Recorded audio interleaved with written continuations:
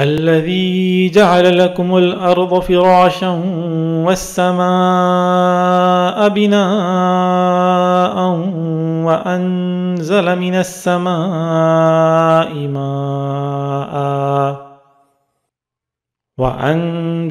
السماء ماء فأخرج به من الثمرات رزقا لكم۔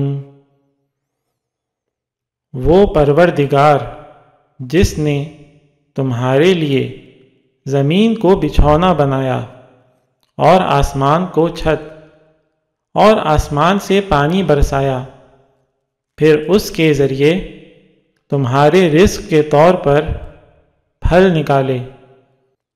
فَلَا تَجْعَلُوا لِلَّهِ أَنْدَادًا وَأَنْتُمْ تَعْلَمُونَ، لہذا اللہ کے ساتھ شریک نہ ٹھہراؤ جبکہ تم یہ سب باتیں جانتے ہو۔